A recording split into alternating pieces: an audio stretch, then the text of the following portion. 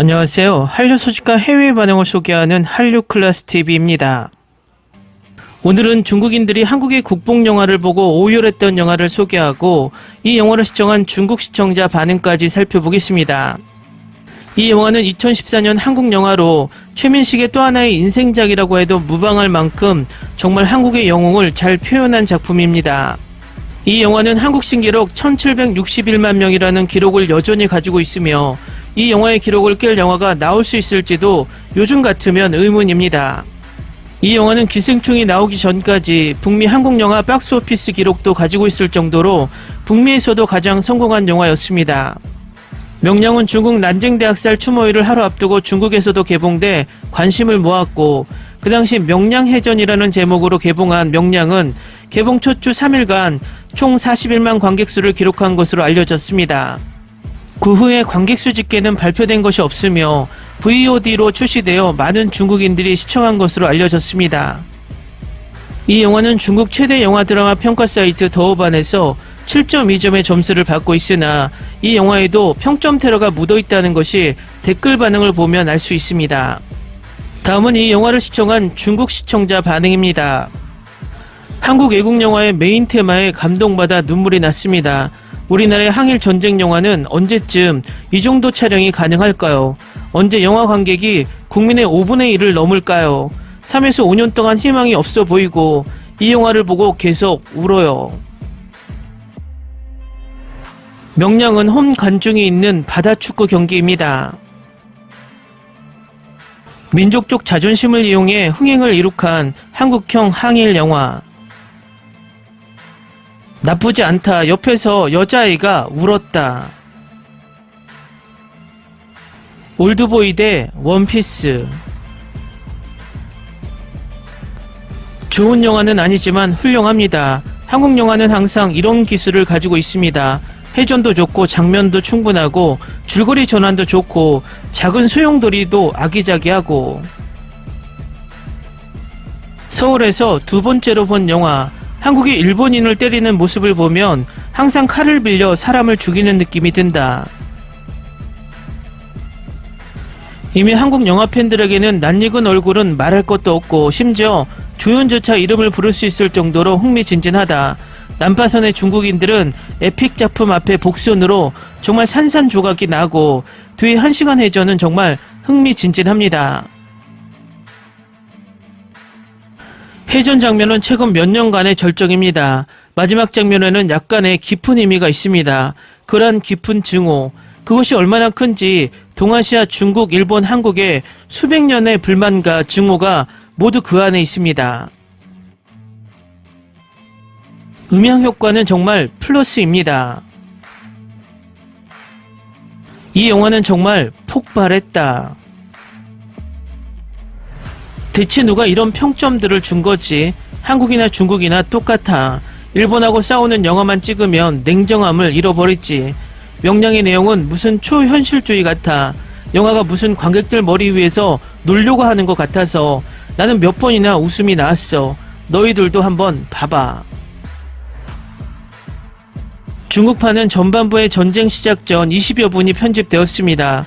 느낌상은 1시간 정도 영화를 본 듯합니다. 기술적인 방면에서는 한국 영화의 엄청난 발전을 느꼈습니다. 장면과 인물의 배치는 조금은 맞지 않아 보였습니다. 대부분의 극을 최민식이 혼자 이끌어가는 느낌입니다. 전체적으로 나쁘지 않았습니다. 한국과 중국의 일본에 대한 감정의 응어리와 표현 방식은 사람을 놀라게 하는 공통점이 있어. 엄청난 수작은 아니지만 나름대로 근사한 작품이었다. 한국에도 이런 식의 작품들이 꽤나 있어. 조선의 이순신이 일본의 해적왕과 전쟁을 벌였다. 수많은 적군의 돼지놈들은 겉보기는 의기양양해 보이며 바다를 수놓은 그들의 배의 숫자는 이순신의 영웅주의를 더욱더 부각시켜준다. 이런 식의 과장을 통해 관객의 감정을 움직이는 것이 한국의 특징이다. 장대한 음악의 효과로 눈물이 나왔다. 한국 영화의 음악 선곡 방식이 아주 적합하다. 어떤 영화도 명량의 정교함보다 뛰어날 수 없다. 한국 영화의 제작 수준을 제대로 느낀 영화였다. 이 글을 보는 사람들에게 이 영화를 추천한다.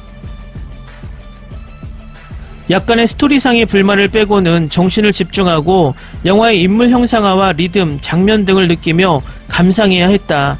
영화를 다 보고 불가피하게 중국 국내의 감독들의 역량과 비교하게 됐다. 아, 국내 감독들을 생각하니 창피해서 땀이 다 나온다.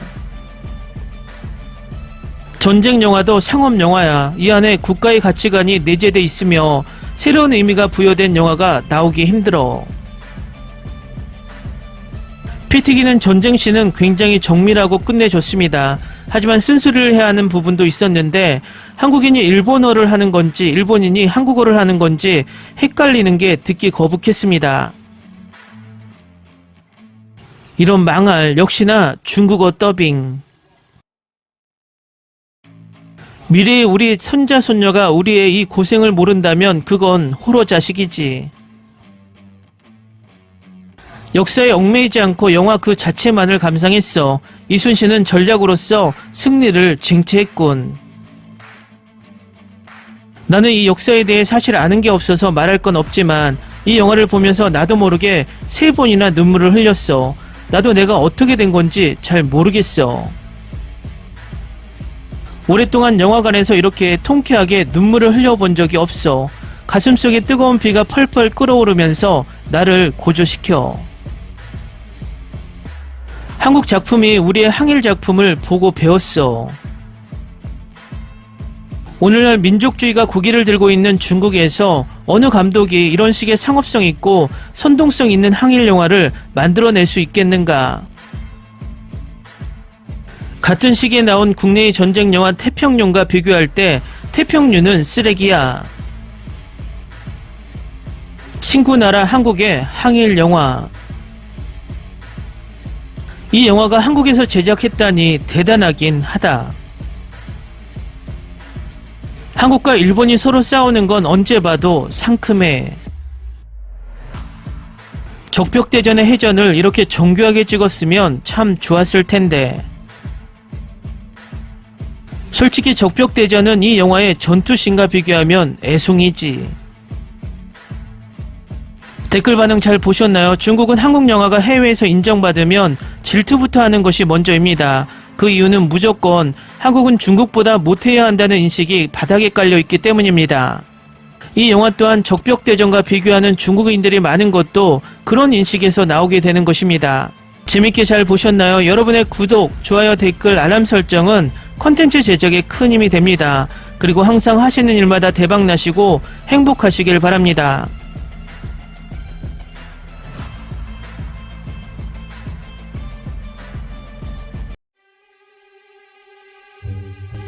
Ni se te ocurra. Olvida el ganso y los tomates. No hables de las ballenas. No es un acuario. No actúes como tonta. Que eras una genio. ¿Sí? No vayas a presumir, a la gente no le gusta eso. Y no digas cosas sin sentido. Y bueno, ¿terminamos? Hasta pronto.